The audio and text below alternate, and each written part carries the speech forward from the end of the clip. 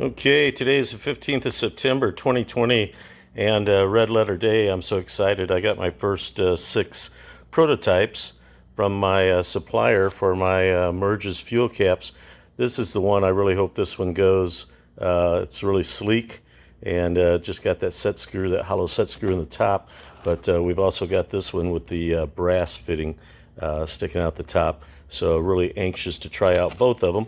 But first I need to go fly a student sortie with Aiden, and then I'm going to get this thing set up and run a test overnight. So red letter day.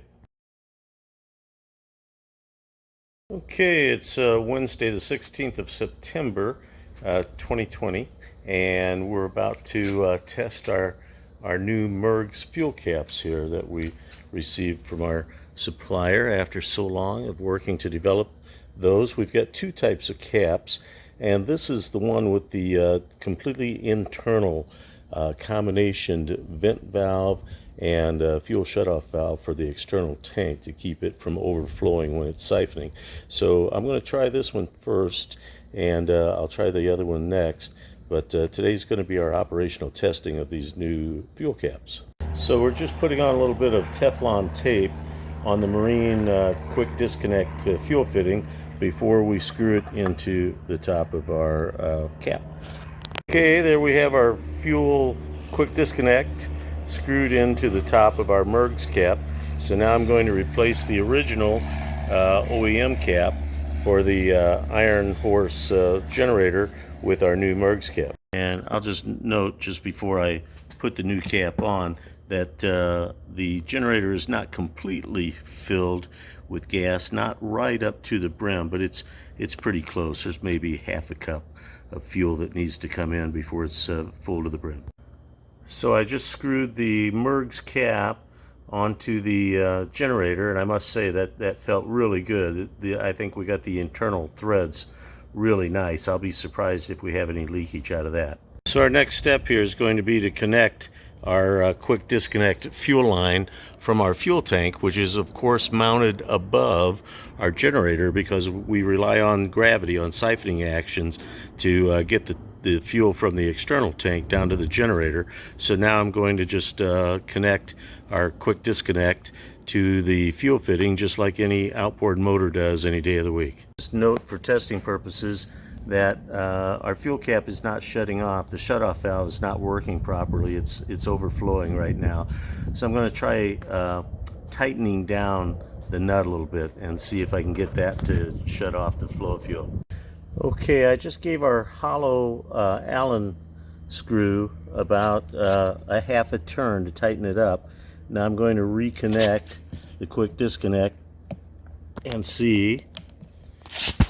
Yeah, it's still leaking. So let's try a little bit more. A little bit more. Maybe a little bit more.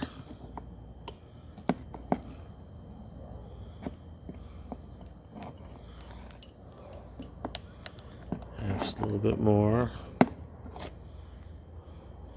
Yep, still leaking.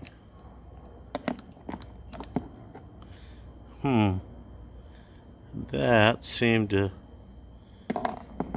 cut down the flow rate at least, but I think it's still got a little leak to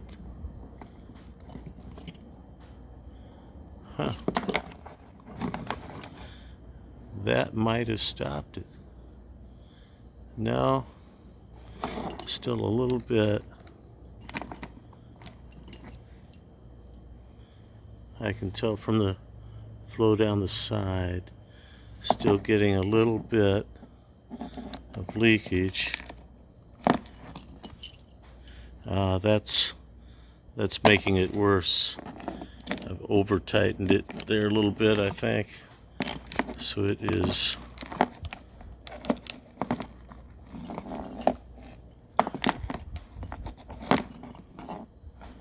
try with it just about there. Darn.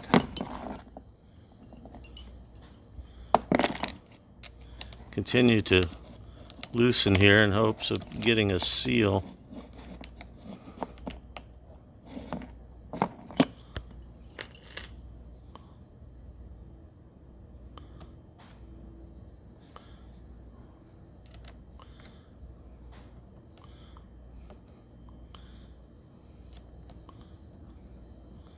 Nope. So when I remove the fuel cap, you can see the throat of the internal tank is full right up to the brim. So we're just getting a little overflow here. That safety valve, the aluminum ball, is not shutting off the flow. Okay, so we're going to try it again with our number 2 prototype cap. I shook it, and you can clearly hear the ball, which you could hear in the other one also. So the ball is definitely free in the cap, and I've wrapped some Teflon tape around the quick fuel disconnect. I'm going to screw it into the cap and mount it on the generator and connect the fuel line, and we'll see if this one will seal off. So this is the number 2 cap. The success story on number 1, and it appears it's going to be on number 2, is that the connection between the brass quick disconnect fitting and the cap seems to be fuel tight, no leaks there, and I don't think we're having any leaks where the fuel cap screws onto the generator. So if we can just get our little valve to seal, we'll be in good shape. Okay, so once again, starting with my external tank, mounted a couple of feet higher than my generator so that the siphoning action will work properly. I'm going to connect my quick disconnect fitting. It's on there, and immediately the cap starts leaking from the vent valve and overflow there. So we got the same situation here. Let me see if loosening it does any good.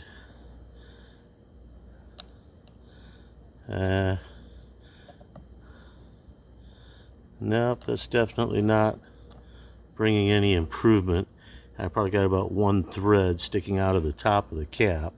So let me go the other way. So that's about flush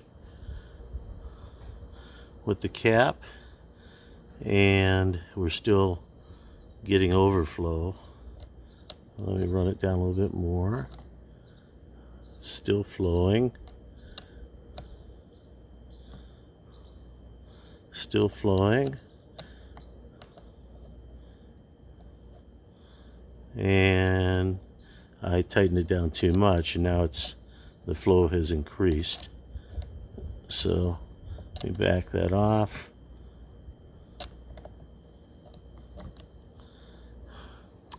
That's probably kind of a minimal flow setting, but still totally unacceptable. It's just way too much fuel siphoning out through our overflow valve. So we're just not getting a good seat on that aluminum ball and the rubber O-ring. That's what I kind of predicted had happened based on my testing, and that's why I was saying I thought we needed a long, skinny valve, kind of like in a carburetor's float valve. So let me disconnect this and move on to the next. So as I remove prototype cap number 2, you can see that the fuel is right to the very lip of the filler neck. So the good news is we're getting a good seal on the cap threads and a good seal where the quick disconnect attaches to the cap. We're just not getting a good shut off from the aluminum ball. So just to be completely thorough here, we have 3 prototypes, so we're going to test all 3 of this type with the hollow set screw. So we've used Teflon tape to attach our quick disconnect to the cap. I'm going to put the cap on the generator and tighten that down, and then attach the fuel line. Okay, I notice on this prototype that the set screw, the hollow set screw, is already very slightly indented into the cap, so we'll see if that makes any difference or not. So I'm connecting the fuel line. There it goes, and we immediately start getting a little bubbling out of the overflow. However, it's kind of noticeable. This one's not as bad right off the bat.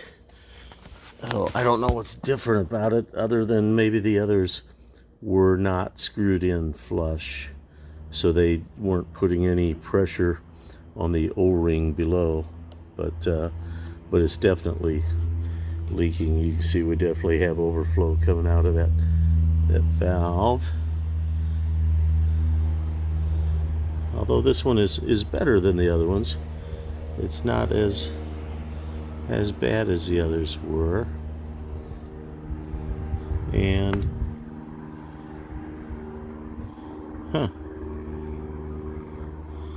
just looking here,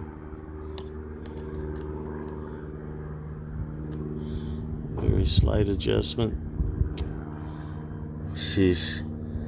I had high hopes here that there was something different about this one, but I'm afraid not. It keeps